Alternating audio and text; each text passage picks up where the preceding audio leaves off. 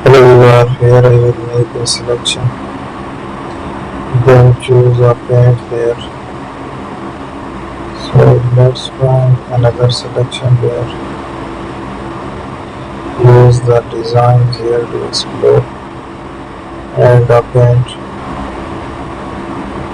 So take the designs to add.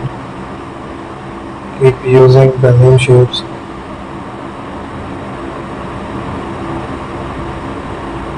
And the paint around it. Let's take the different shapes here. Thank you for watching the video.